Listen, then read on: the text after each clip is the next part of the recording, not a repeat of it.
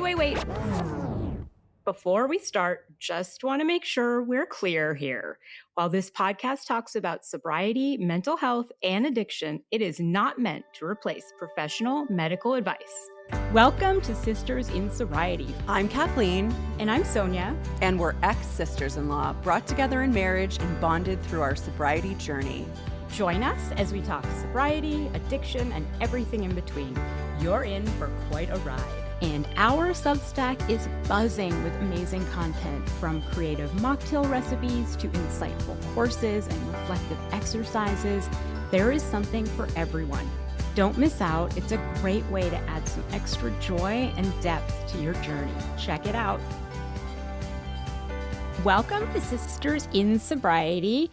And today we are honored to have Carlyle Jansen join us. Carlyle is a renowned sex educator, registered psychotherapist, and founder of Good For Her, Toronto's premier sexuality shop and workshop center. With over 2 decades of experience, she has dedicated her career to helping individuals and couples enhance their sexual well-being.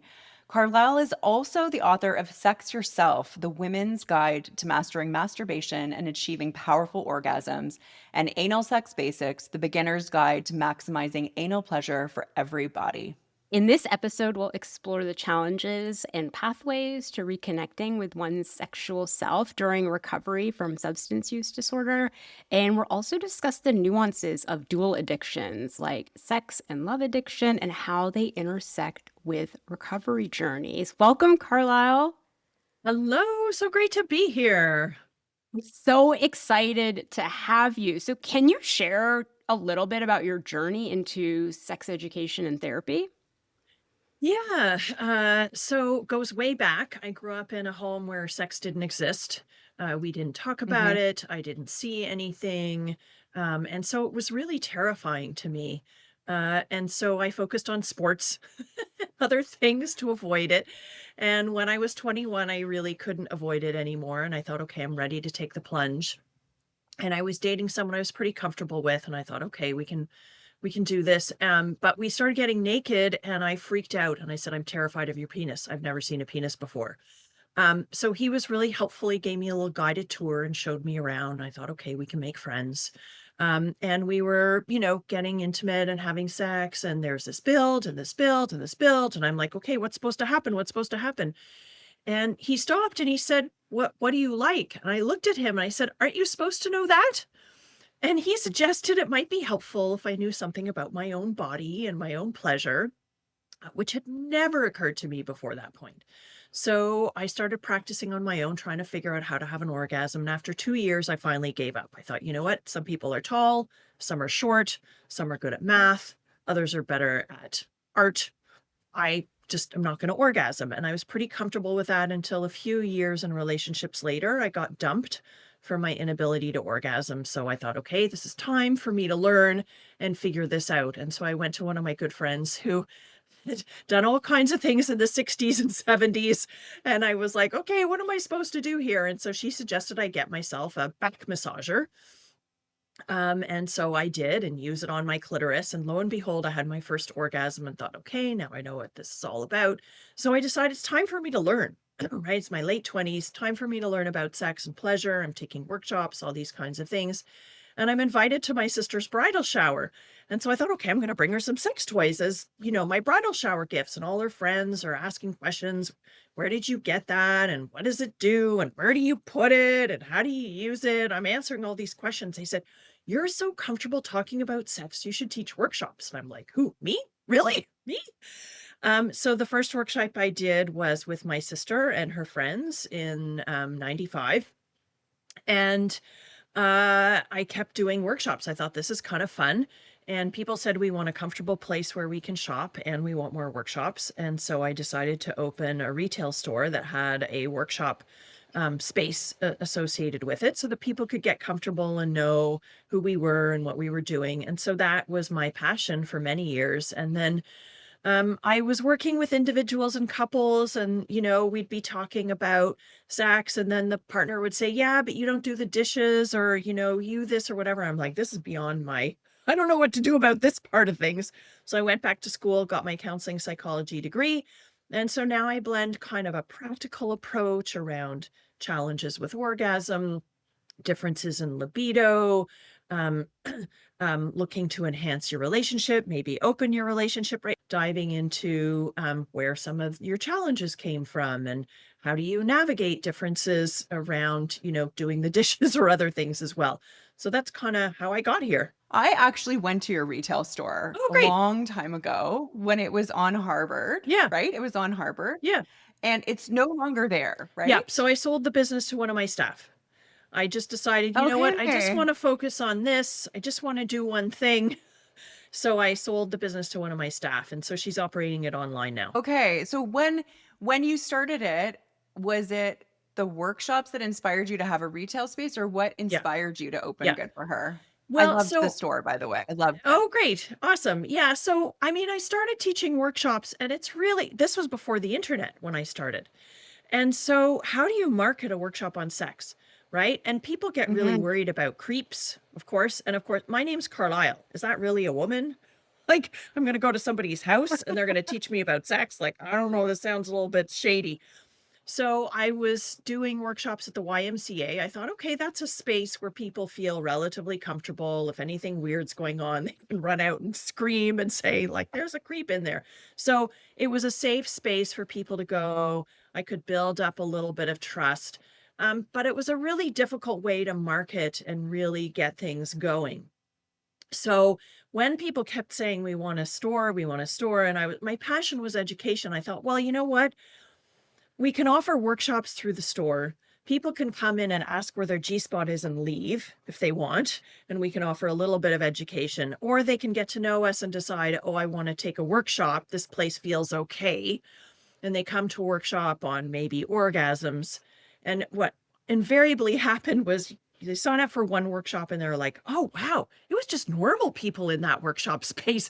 People just like me. I Yeah. learned things. I didn't know what I didn't know. And they sign up for 5 more workshops in the next month because they just realized, like, wow, sometimes you don't know what you don't know. So that was it was really my passion was education, which still is. And retail became kind of the vehicle to be able to do that through. Amazing. That's so interesting. So, Carla, you mentioned briefly that you grew up in a family where you never talked about sex, and so did I. My parents are Indian immigrants, and so it was like if like Beverly Hills 90210 came on, you would like run screaming out Right. the like of the Yeah. room, Yeah. which is interesting because aren't Indians where the Kama Sutra came from? Yeah. Yeah. Yeah. Yeah. So interesting. So how did that Colonialism, background right? Brought Yes. Yeah. Yeah. lots of Yeah. shame to sex and sexuality and gender all around the world. So, Blame the British. Just thanks blame to the all of that, British. right? Yeah. So how did your background influence your approach to sexuality and intimacy? You know, I was really curious but nervous about sex. And so I had lots of questions, but I was also pretty comfortable with not knowing things. So I was pretty comfortable with asking, with, saying, I don't know what I'm doing here. So I think that was helpful because I think when we're afraid to ask or we think we're supposed to know everything, or it's just supposed to be natural, that holds us back. And then we just shut down. We're like, okay, I'm just Mhm. going to avoid that, or I'm going to pretend everything's okay and just go through the motions, which of course I had my fair share of doing as well. Um, so I think that made a difference that I was open to asking. And I think it wasn't until I realized it was a problem that I addressed it. Like I always say, you don't miss chocolate cake if you've never had it. So I Mhm. hadn't experienced good sex, but I didn't really care. I was interested in the other aspects of the relationship. So whatever, okay, whatever, you do this thing and it's fine. Um, so that I think influenced. It wasn't until I had a partner who said, like, I don't want to be in a relationship with you because this is for him, it was too much pressure being in a relationship with somebody who couldn't orgasm, right? That really impacts a relationship. And he just felt insecure that he couldn't offer that pleasure to me, and so that was when I thought, okay, this is now an issue and something I need to address. And um, as I became more comfortable with my body and asking and learning and talking, it just made that a lot easier. Yeah, it's a little bit different, I think, than how I grew up, which is like, um, there was literally no conversation. It was kind of like, you know what, I would say that alcohol and sex were in the same bucket, Yeah. which is like, Yeah. we're not going to talk about it and don't do it, but then you're left not knowing anything Yeah. about Hmm. it. Yeah. Yeah. Well, my mom's motto was keep your pants on. And that was partly because she was born in the 1920s, so just over 100 years ago. And we don't know the exact story, but her biological mom got pregnant, which of course at that time was not okay if you weren't married, and had to give her up to adoption. And her sister had adopted her. So my mom was raised by her aunt. But there was a lot of shame around that. And she actually didn't know it was her aunt who'd given birth to her. So, right. So there was a lot of shame in our family about having sex in inappropriate ways and the consequences of that. So my mom's answer to everything was just keep your pants on, right? Wait till you're married, keep your pants on, and then everything will be fine, which of course is not the case. Everything is not necessarily fine if you wait. Um, but I also had the pleasure of having Sue Johansson come to my grade 10 class. Mm. And so Sex this with was, Sue.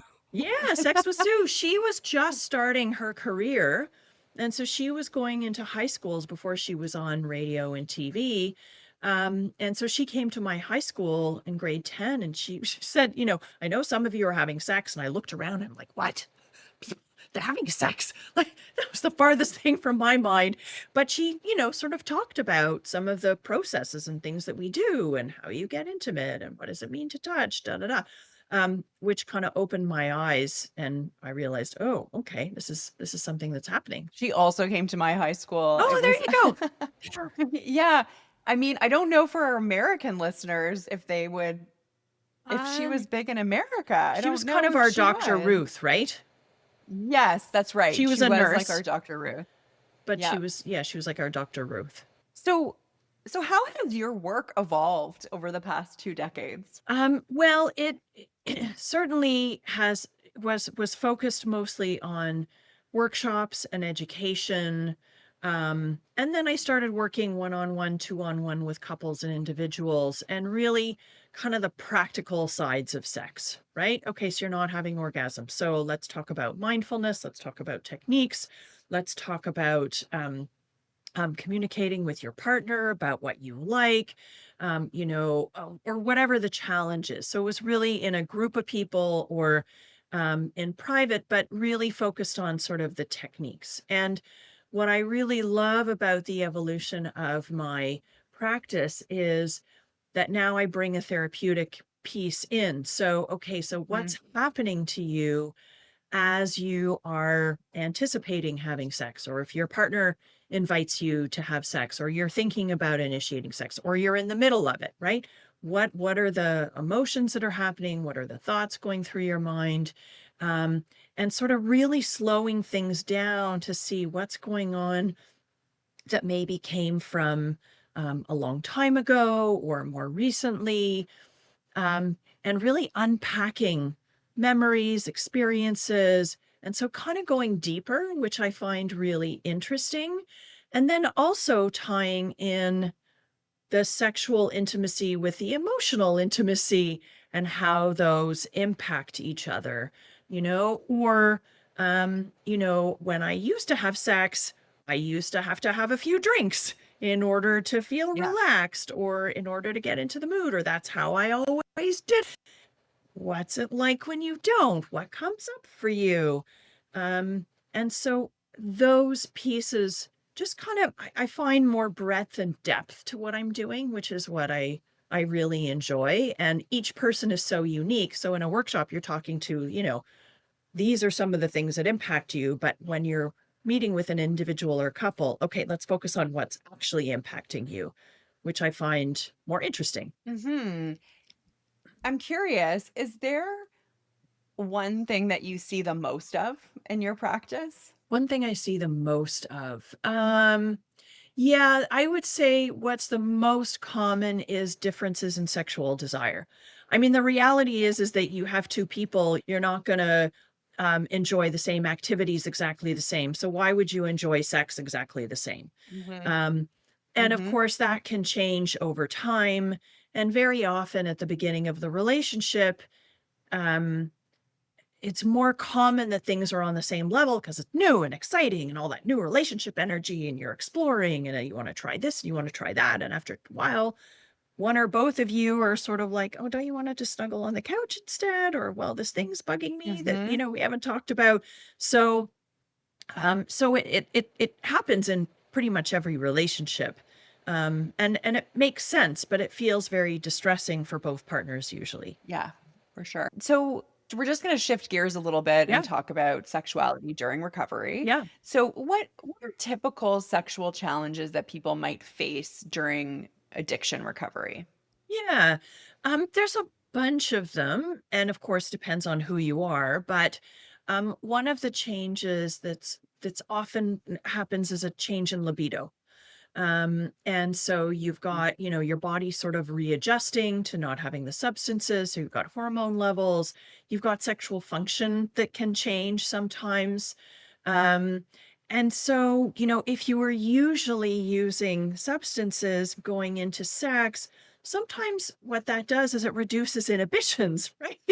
And so here you Yeah. are, and all of a sudden you have a lot of emotions and you have a lot of thoughts about what's going on, which may have been tempered before. And so it's harder sometimes to get into the mood or to find that desire. Sometimes it's harder to achieve orgasm because you've got your busy brain going, or it's harder to get an erection or to ejaculate because now you're noticing more uncomfortable emotions or experiences that you're dealing with that were masked by the substance before. So that's one piece that really impacts. Um, some people even have what's called sexual anorexia. They're not interested in sex as much anymore. And part of that, I think, is you're focused on yourself and you're focused on like what's going on. Um, and of course, what follows from that then is just like, oh my God, I have a body now and I'm paying attention to it. Right? Mhm. And so now there's a no, and what do I do with this no? Or this part of me that says like, wow, you shouldn't do that kind of thing. That's really gross, even though you've done that many times. Um, and so you have all of these voices and these experiences that are coming forward, and you're like, oh, okay. And so these emotions of like being scared or being confused, or maybe I'm angry and my body for the way it's responding, of course, sex is filled with shame in our culture. And so the shame really shows up.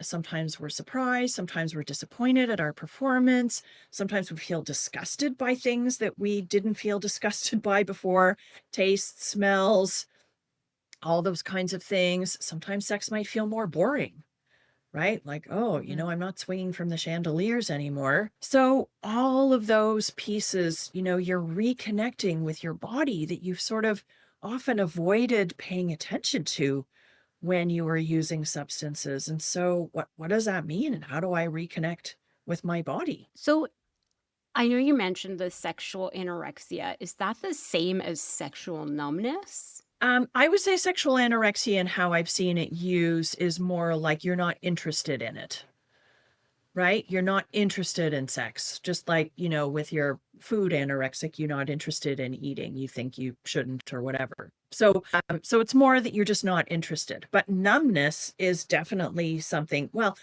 substances can numb us, right? Mhm. And so Mhm. then we awaken to our body and we're like, okay, where's that numbness gone? And now I have all these feelings. Um, and sometimes that can be really overwhelming. Um, and also it can bring up, a lot of us have suffered trauma, whether it's trauma that got us into using substances, whether it's trauma that happened Mhm. while we were using substances, could be getting an STI, could be pregnancy, could be unwanted sex, could be doing something to somebody else. So you take one away and it's like, oh, I always have my breakfast with coffee and now I don't have coffee. Like, how do I eat my breakfast? Or, I always listen to a podcast when I go for a run. Now I don't have my podcast. How do I do that? So Yeah. it's that rewiring that becomes really, really difficult. And trauma, you remember maybe traumas that happened to you and now they're associated, Mhm. you remember them when you're having sex, or they're associated with the kind of sex that your partner wants to have or that you want to have. How do you deal with that? And of course, all of the guilt and shame that comes with that. So that's, and numbness is something that we all sometimes do. And that's often kind of a shutdown, right? It's like, this is too overwhelming. So I'm just going to shut down all my feeling because this is too much to feel. And so I'm going to lay here, or I'm going to do what I'm supposed to do, or I'm just going to pretend that it's okay. But that all catches up with you eventually, because another part that I'm trained in is internal family systems. And this is where we Mm. look at parts. So a part of me says, okay, I'm just going to do it, right? I should have sex with my partner because that's what I'm supposed to do. Another part says, but I don't feel like it. Another part says, yeah, but if you don't, your partner's going to be mad that, they're going to feel Mhm. rejected and it's going to end up in a big fight. So just do it. Another part says, yeah, but every time I do that, I shut down and then I don't feel good afterwards. So I don't want to do it this time. Another part says, well, what's wrong with you? You used to enjoy sex. So all of these parts are yelling at you, trying to get their point of view across. And so a lot of us will just freeze, right? We just don't do anything because it's like, I don't know which voice to pay attention to. And this just, okay, I'm just going to Mhm. wait until this is done. And then we can move on to sleeping or going for a walk or getting on with our day. So let's say you have a partner who's in recovery and they're having some challenges in the sex department. How can a partner help support someone who's having sex challenges when they're in recovery? That's a great question. And I would say you have to start over. You're a new Mm. person. Your partner's a new person. You're in a new relationship. They have a new relationship with their body. They have a new relationship with their sexuality. So, and they're in a new relationship with you, right? Where Right. there's hopefully more trust and honesty and communication and presence. So we have to restart getting to know each other. Slow is fast. And if you think like, oh, well, we used to do this and we used to talk about this and right? Wait a second, let's go back to square one. And let's just start with, how's that feel to you? How's that feel to me? Wow, it feels Mhm. different to me. You feel more present. How is it for you? Right? And go slowly. Let's just be with that and see what that feels like. And let's talk about it. Well, that was kind of hard because I was thinking about all the things that I thought you wanted me to do. Okay, right? Or that was really scary because I thought you were going to then say we had to do this, but but I could actually feel it. Or talking about, just like it's nice to feel close to you. We never had these conversations before. Mm. How is this to just even talk about this? So Mhm. we're starting from the beginning and building from there because the substance was mediating the connection. And so now we're connecting, and let's be really honest with what's hard, what's easy, what do I really want, what am I afraid to speak up about? What am I afraid to say that I don't want anymore, that I do want anymore? So giving your partner space to do all those things, to say all those things, to be themselves, and then for you to really affirm what it's like to be in relationship with them now. Maybe it's harder, right? I miss the more physical intimacy, and that's okay. I can wait, right? Because I want to do this with you while you're present and you're not shut down, and where we're both fully consenting and feeling really good about what's going on. Or they might feel uncomfortable with something. So, okay, let's talk through it. Yes, that makes sense that you're feeling that, validating them, acknowledging that, maybe holding them while they cry, helping them to tolerate those uncomfortable emotions. I'm here with you. I get that this is hard. I get this is bringing up stuff for you. I'm here. How can I support you? We don't need to do anything else. That was great. How can it, right? So just really supporting them through all of the myriad of emotions that are coming up and experiences for them. Are there some specific strategies that can help in rebuilding trust in intimate relationships? I think a real commitment um, to honesty, not only about, am I still using substances, but what's feeling good to me? What do I like about our connection? What's it like to be having sex again in this new way? Or maybe it's a new Mhm. partner, right? And so you have to fill them in a bit on like, okay, but what's this like to be having sex when I'm not using substances, where my partner isn't using substances, where we're kind of sober together? This is, Mhm. a really big piece of it, I think, that applies, that I deal with across all of my therapy. And I think we all struggle with is tolerating unpleasant emotions. We're used Mhm. to, okay, I'm going to go on Instagram because I don't feel good right now. I'm going to just shut down and not talk about this. Or I'm going to say, yeah, it's fine. It's fine. It's fine. You do it the way you want to do it. Mhm. We don't want to say something that we are afraid is going to hurt our partner. You know, I know when we have sex, you put your tongue in my ear, and we've been doing that for years. Is it okay if we don't do that anymore? Right? That you're afraid that's going to hurt your partner. And that's just a really basic example, but there are lots of things. Hey, sweetheart, sometimes sex goes a bit fast for me, right? Like you go to my clit or my penis before I'm really aroused. Can we take a little more time to do some of that buildup before we get there? Right? We're afraid that that's going to turn our partner off, that they're going to get angry. What, you've been lying to me all this time? You didn't like that. Mhm. I thought you liked it. So we have to risk the discomfort of our partner's emotional reaction, our emotional reaction. And that's really hard because we don't learn how to do that in our families growing up. And we don't learn how to do that just for ourselves. Oh God, I'm really uncomfortable with what's going on. How do I distract myself?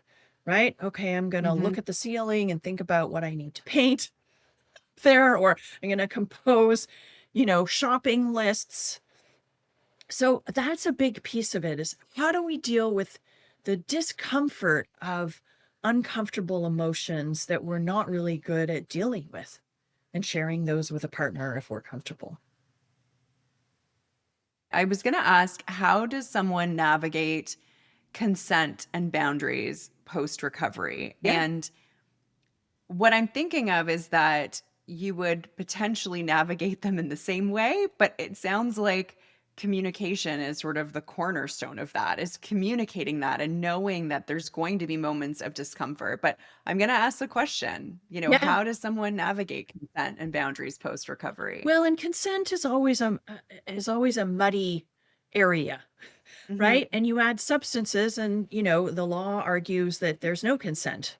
Um, Right. and so what is true consent? I mean, if somebody says to me, can we have, can I do this to you now? Yeah, okay, fine. That doesn't sound very exciting to the partner either, right? Like, Okay. okay, because most of the time when I'm dealing with couples, partners who have higher desire, they don't just want their partner to have sex, they want their partner to enjoy sex. They want to Hmm. enjoy what's going on. They don't want a partner who goes along with it. That's not a lot of fun. In fact, that's no fun for most of us and a big turnoff. So, how do you navigate consent when you're used to the substance giving you that ability to give consent, right? Saying like just go ahead with it and not and just doing it. And sometimes doing things maybe you wouldn't otherwise be comfortable with and giving you that courage to do it. So what I often say around consent is, you want to put the ball in the other person's court and you want that enthusiastic consent. So rather than, hey, can I touch you here? Saying, let me know when you want me to touch you here. Right? Because that time hasn't come when they're okay with being touched there. So consent is a tricky one. And we think it's just easy. Just say, can I? And then you get it. But I think it's much more nuanced than that. And so that's also then ties into boundaries. And so we have to know what our own boundaries or limits are, what we like, what we don't like. And we have to feel comfortable communicating those. Hey, I know we did that thing last week. I know you went down on me, but I'm not really feeling it this week. Is that okay? Right? Just because you had something that was okay before doesn't mean that it's now open season and that can happen anytime. Right? And so we have to feel comfortable with saying, hey, you know what? Can we just do a makeout session? I want to see what it's like to just make out, but we're not going to take our clothes off or have an orgasm or have any kind of sex beyond that. Is that okay with you? And that's a great exercise to play with presence and enjoying the process, because so often for many of us, in particular women, but not only, kissing and making out means, oh, right, there's this sexual ladder, right? We've got kissing and then we got touch and over clothes and then under clothes and clothes come off, da da da da da da da da da da, and then intercourse if we're in a heterosexual relationship. And so we don't enjoy the kissing because we're thinking, do I want to do that next thing? And I don't know how I'm going to say it and how do I stop it? But is that okay to stop? So to say, hey, I want to kiss. I just want to have a great makeout session on the couch. Is that okay with you? And our fear is that we're going to turn on our partners, and if they're male, give them blue balls or give them set an expectation that we're not going to be able to deliver on, and then they're going to be disappointed and mad. But very often partners who want more sex or want sex in that moment are okay with, oh, you know what? I'll take a good makeout session over nothing at all. That sounds great to me. Let's have a great makeout session, because often sex is all or nothing. It's either, the touch is very platonic, or maybe, like a hug, or maybe we're snuggling in bed, but we don't want to do anything more than that because for fear of it's going to escalate to more. Or it's full blown everything, right? Intercourse, oral sex, whatever. There's orgasms involved usually, right? That's the expectation. There's orgasms involved. And so it's really nice to say, hey, can we do this thing and put some boundaries on it? And sometimes what happens is, it's like when, you say, okay, we're going to explore the city, and we think we know the city where we live or wherever it is, but we're not going to go anywhere we've been before. Discover new things, right? I didn't know that neighborhood had so many cute little houses, whatever it is. So when we put a constraint on an activity, we get more creative.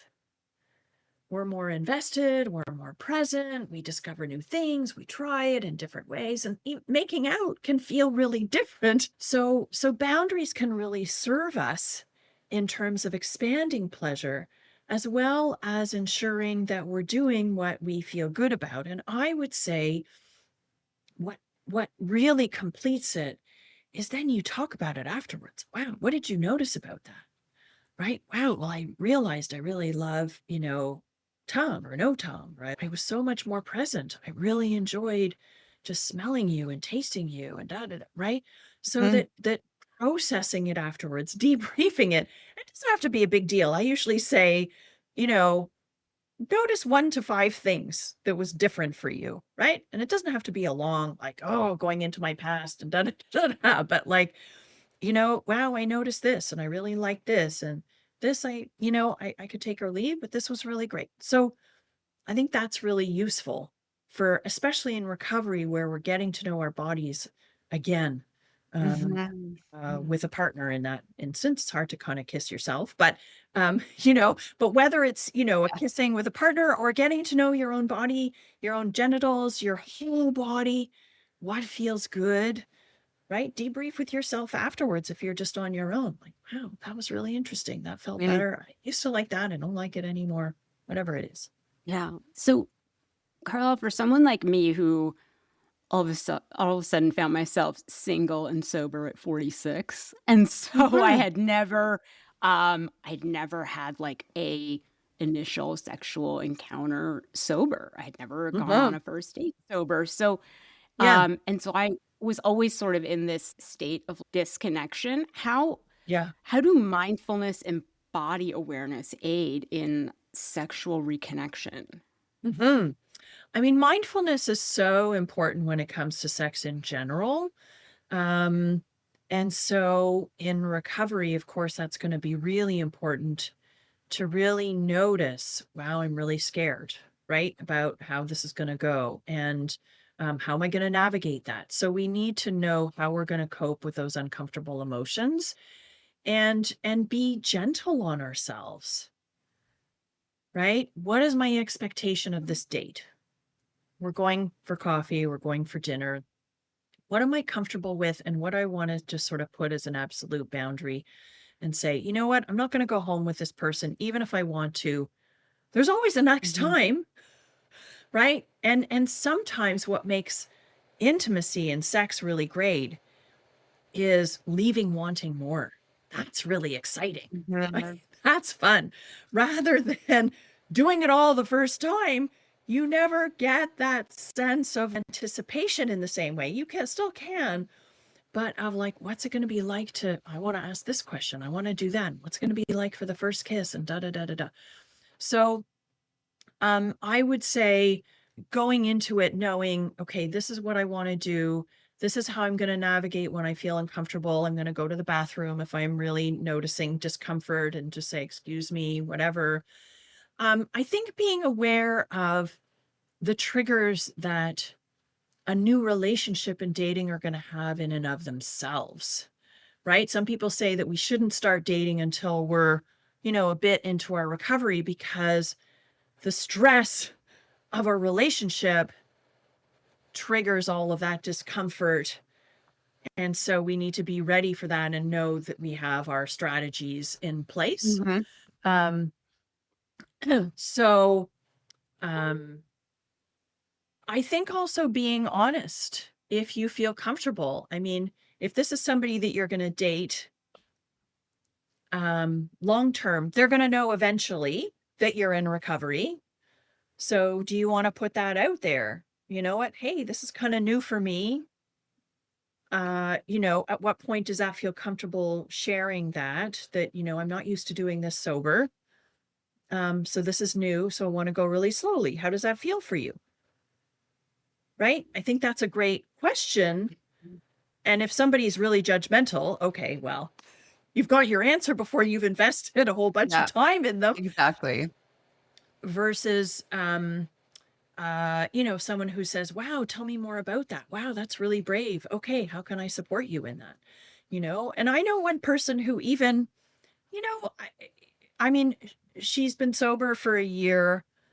She never really got drunk, but alcohol was something that she used as a bit of a crutch. And she decided, I'm just not going to drink anymore. And even that, people had questions for her about what does that mean? What you mean, but you weren't really like you could have sex without a drink or you could operate without. Yeah, but I like to use it. I'm just choosing not to, right? So there's lots of gradations on what recovery means and what people assume about what that Mhm. means. And that can be an interesting conversation itself. Is this somebody that, is going to be supportive? And because if you're going to be intimate, I think it's important to acknowledge things are going to come up for you. It's going to feel different.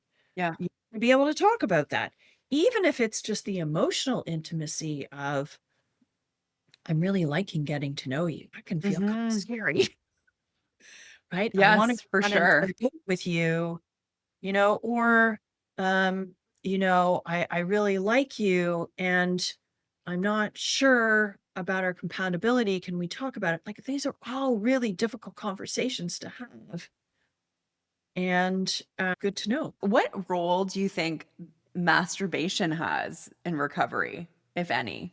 Oh, it's huge.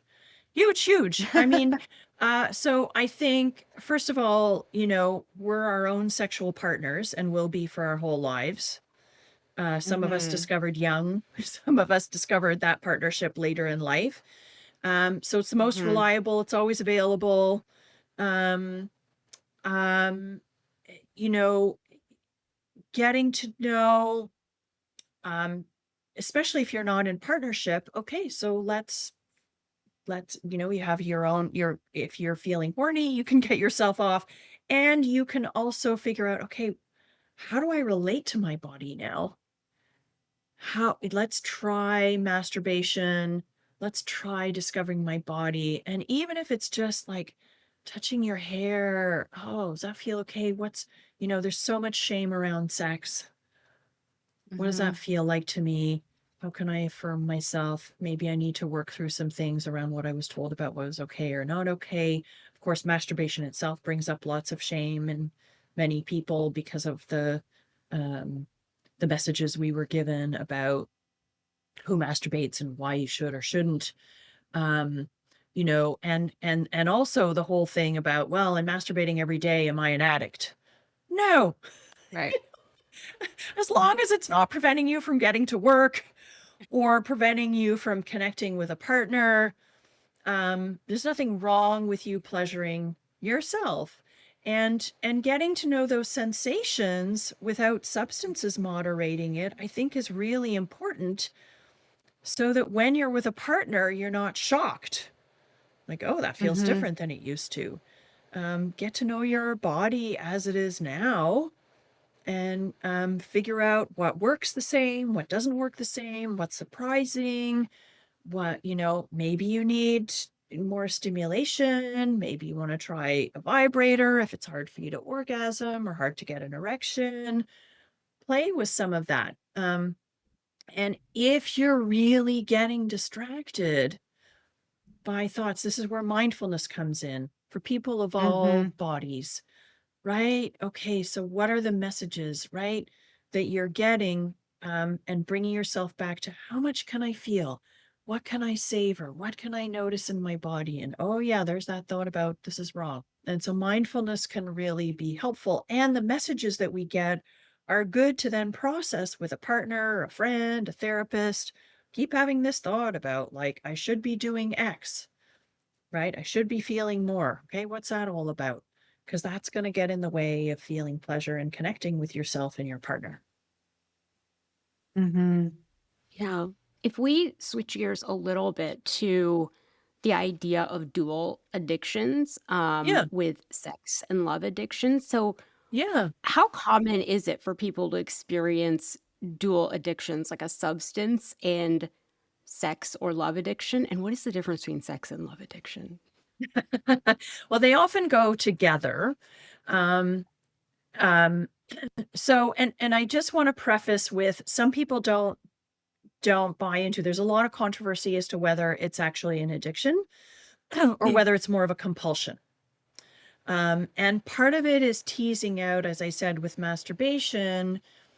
I get a lot of people saying to me, "Oh, I must be addicted or my partner's addicted." And I'm like, "Okay, so tell me a bit about how Right. much you have sex or what you do." And, I do it once a day, or, you know, I watch porn and my partner says that's an addiction.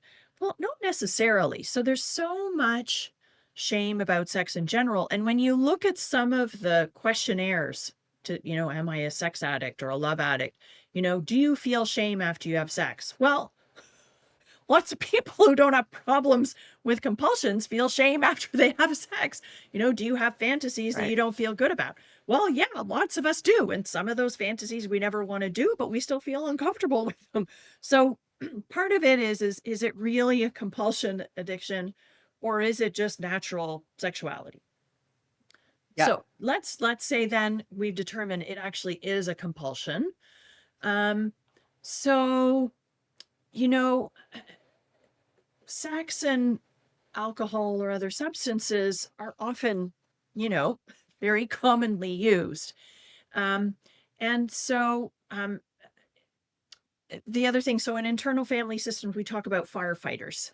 And so sometimes when we have really uncomfortable feelings, the firefighter says, that's not okay. We're going to do something. And so if it's, we're going to engage in sex, the firefighter is like, oh, that's not okay. Okay, let's get our substance, right? So that we're comfortable with it. And vice versa. We have sex, or we used substances and we don't feel comfortable with it. We're looking to feel good. We're going to go out and maybe use our substances again to deal with it. So sometimes they trigger each other as coping strategies. And sometimes too, we've heard about the dry alcoholic, right? So we have healthy coping strategies and we have unhealthy coping strategies. I don't feel good about myself and I'm not using substances. How am I going to go out and feel good about myself? So sometimes our self-worth, is based on we have, what we do, who loves us, right? These are messed up variations that we're told from a young age, right? And we get it from the media all the time, right? How do we sell a car? Well, we have a beautiful woman who's half naked selling it, or a handsome guy who's obviously wealthy. So, all of these things designed for couples, right? A lot of single people tell me, like, I'm not a valid human being if I'm not coupled. I'm not seen as whole, right? Or people keep asking me, when are you going to find a partner? Aren't you dating? What's wrong? You're a fabulous person. You should be, right? This whole idea that we should be coupled. So if I'm not feeling good about myself, I'm going to look often to a partnership to validate me if I buy into all of this, which most of us have, and we have to unlearn. It's not about how much money I make. It's not about how many medals I've earned or what I do for work or who I have beside me or what my kids have accomplished. I am a valid, worthy human being just because I'm living and breathing and I exist. And so I don't need to find a partner in order to do that. So that's part of it. And then there's another part of sexual compulsion that's, everybody's got it for a different reason. Sometimes it's about pleasure, or it's about riskiness, or it's about adventure. My life is boring. I need more adventure. And so I want to do this and this and this. Maybe my partner won't do it, so I have to seek somewhere else. So there's lots of different pieces that go into that. And I think it's about what's that compulsion for you? What's it trying to solve? What's it trying to help you feel that you don't feel in other ways? What's it trying to help you avoid? What does it do for you? And do substances help you to do that when you might not feel comfortable doing it, or to do that because you're not feeling good about yourself now that you're having so many more emotions because you don't have the substance moderating and helping you navigate that. So as we kind of think about wrapping up, Carlisle, how can couples maintain sexual connection over time? Just in general. Yeah, it's a good question. So I think there's a couple pieces to that. Part of it is that understanding that the beginning of a relationship is very different than as it goes on. And Esther Perel has this great TED Talk and a book called Mating in Captivity, really worthwhile checking out. But, as we get to know each other, maybe we move in together, there isn't as much of the unknown. There isn't as much adventure. It doesn't feel, there's nothing new, right? And so we don't get as excited about sex. And so we have to recognize that and we have to create newness. So if we decide we're going to have 2 dates a month, or more often, whatever, your relationship, depending on how busy you are and kids and I'm going to plan 1 date. You're going to plan 1 date. Oh, that sounds kind of fun, right? So I don't know what's happening on Saturday. I'm told I have to show up at 1:00 in the afternoon and, come prepared for the outdoors. Okay, that's fun. or maybe my partner's going to say, I'm going to, I'm going to meet you at home, and be recently showered. What does that mean? Okay, well, my partner's maybe going to plan some fun, sexy adventure for me, or maybe we're going to go out and do that, right? So whatever that is, we have to create some excitement and newness. We have to create that adventure. And it requires a bit of effort and it requires a bit of planning. And people are like, oh, I don't want to plan. That's so boring. Da, da, da. It's supposed to be all natural. Isn't that the way it does in Hollywood? When you think about the beginning of a relationship, you plan all kinds of things. Oh, I'm going to wear that thing. Right. I'm going to try that new technique. I'm going to look up something to, this new way of doing oral sex, right? Oh, I'm going to surprise them with this thing. We did it all the time at the beginning of a relationship. We get lazy and we expect it's just supposed to happen. But we fall in love, right? Or we fall in lust, or we fall in excitement with a partner. We have to continue that. So that's the first piece. The second piece is to recognize that we have different kinds of sexual desire. So the model that we're presented with, and that we often have at the beginning of a relationship, is called spontaneous desire. So we think about sex and we're like, oh, I'm going to text you, let's do it later, or I'm going to make a move on you, we're going to pleasure ourselves, whatever it is in that moment. And this is often the case for lots of us, in particular women or female-bodied people, not necessarily, but often. It wanes after the first 1.5 to 3 years. And then it's like, oh, I'm not really into sex, but I want to cuddle. You want to cuddle and watch a movie? And we have what's called responsive desire. And this is something a lot of people really don't know about, and it's not talked about. So if you've ever, so what it is our body responds to sexual stimulation. So rather than I'm horny and my body responds, my body is turned on and then I want to have sex. So it's backwards.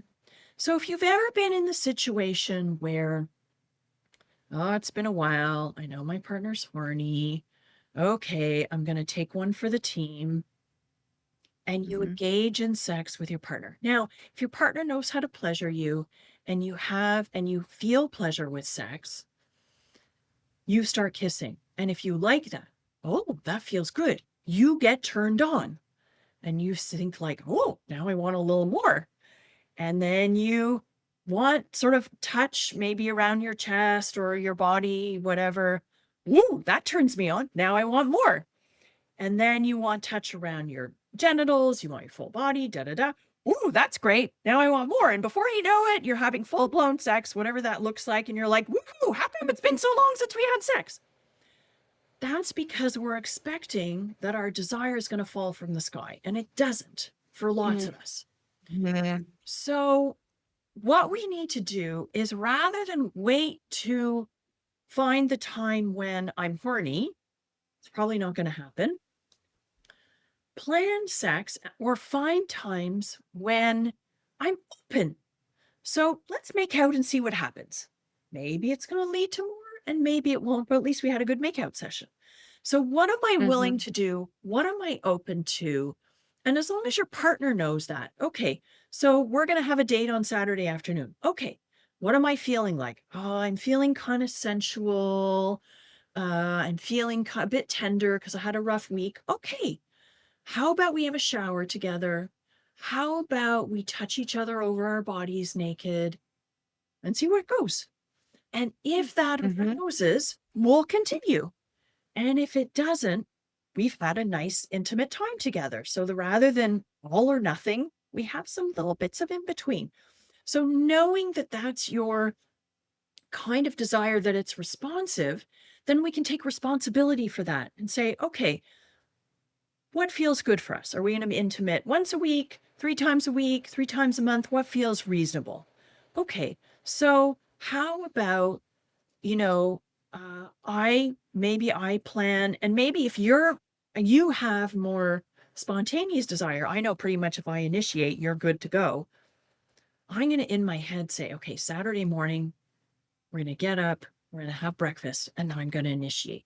So that gives me time to gear up a little bit also into, okay, I know I've got responsive desire. So this is what I want to do. I'm going to come home and I'm going to say, hey, I'm going to have a shower. Come join me.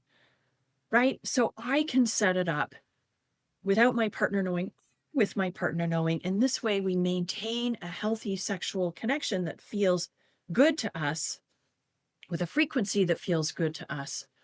And I'm working with what I know about my body. So that will help keep things going also over time, is just knowing what kind of your desire is and taking responsibility for it. So I have a follow-up question to that. Yeah. And it's, I'm a couples therapist. So I'm going to ask a question based on something I see a lot. I'll see that and I'm going to go with an example of a heterosexual couple. Yep. And there is one member of the couple has spontaneous desire, one is responsive. Yep. I love your idea of like, okay, why don't we have a shower and see how things go? And like that alone can be intimacy. Yeah. And so it can stop there, or it might go further if it feels like it. What I hear a lot of is one person, usually the one with spontaneous desire, is like, well, it's kind of a tease to start with that and then not finish. I'm using Yeah. air quotes, Yeah. audience, with penis and vagina. Again, I'm talking about a heterosexual couple. But it can happen in non-heterosexual couples too, the whole idea of the tease, for sure. For sure. I'm just talking about what I see a lot of in my practice. Yeah. And so what happens is that one person then abandons themselves because they're like, well, I wanted to be flirty and start with this, but then now it's a dark cloud. And then the expectation kills the desire. Totally. Pressure kills our desire. Kills desire. Everyone listen to this. Our arousal. Pressure kills desire. Yeah, and it kills our orgasms. We can't orgasm. We lose our erections. We can't ejaculate, right? Whatever that pressure is, for sure. So I think we need to expand what sex looks like. And so I know that for some people, and in particular, I think for people with penises, I don't have one, but this is my understanding, is there is this real sense of urgency. And I've talked to actually, trans men. So people who are born female body parts, take testosterone, that urgency comes. Trans women who are born with a penis, take feminizing hormones. They want a more slower, sensual kind of experience, right? Hormones impact things. So I want to acknowledge that if you have a penis and, and you really like, once things get going, you really want to complete that, right? Okay. So let's work with that. Now, I do think also there's a conditioning around that. Right. So that folks with penises have been conditioned that once there's arousal, it goes to the end. And that's happened most of the time.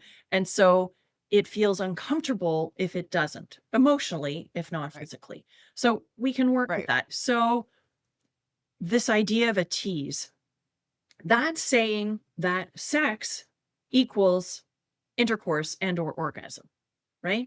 But let's look at sex as much more than that. Let's broaden it. Sex, can include some arousal, some body physical touch, and not necessarily ending in orgasm. And so we have to expand it. I know this is really hard for a lot of people, but for some folks, sexual intimacy doesn't have to lead to orgasm, doesn't have to lead to penetrative sex, doesn't necessarily feel like it has to lead to more than kissing and touching and maybe even genital touch. And when I ask people, why do you have sex? Often it's pleasure, it's connection. Sometimes it's release, sometimes it's orgasm, but often the prevailing pieces of why you want to have sex with a partner is feeling connected, feeling pleasure. Okay.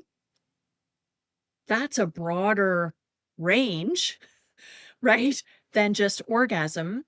And The other piece I want to emphasize is Dr. Peggy Kleinplatz out of Ottawa did a whole study of people. She said, we talk about sexual dysfunction, but what's function? What's sexual function? And interviewed couples who've been in long-term, sexually satisfying relationships. And they found things like taking risks, feeling emotional and physical connection, being vulnerable and open and honest, experimenting, right? Authenticity. Nothing about how often they orgasm, how frequently they have sex. And especially as we get older, we have to think outside the box. Things don't work so well, right? The way that they used to. And so we moderate. So this to say, let's think outside the box of what sex is. And let's see what happens. Sometimes I give homework. There will be no genital touch. And what often happens in that week or two between sessions is the person with the lower desire, the person with responsive desire, feels much more desire. They're reaching out, they're kissing, they're touching, they're flirting way more than they used to. And very often the partner will say like, well, I kind of like that. Can we build on that? Okay, so let's figure out how to take the pressure off. And maybe sometimes if it feels like the last 3 times we kissed and we cuddled and it didn't go somewhere, okay, so you can make a request. Can you kiss me, touch my nipples, touch my body a bit while I pleasure myself and finish myself off? Or are you open to doing hand stimulation to finish me off, right? So that I can have an orgasm. So there's negotiation that can happen, or, you can go and pleasure yourself in the other room, or I'll leave and you can pleasure yourself here. But I find there's a lot of shame involved in that. And I want to expand so that ending in an orgasm, if that is what that person wants, is a part of the sexual experience and is welcome. And there's nothing wrong with that. There's nothing disgusting about that. There's nothing like over sexual in quotes about that we can negotiate and celebrate that however that feels good to both people. That makes sense to me. And I'm really glad that you addressed that. I think we will leave it there today, Okay. Carlisle. So thank you so much. Yeah, great. You're welcome. This was fun. Great to have you on. It is an understatement, but you are a wealth of knowledge. And so thank you so much for joining us. And thank you all for listening to Sisters in Sobriety. And we will see you next week. This was Sisters in Sobriety. Thank you for listening and being with us today. If you want to learn more about sobriety and meet your community, find us at sistersinsobriety.substack.com. Are you a sister in sobriety? Then reach out on social media. We'd love to hear from you. If you're feeling generous, leave us 5 stars and a review and follow us wherever you listen. You'll never miss an episode. Until next time.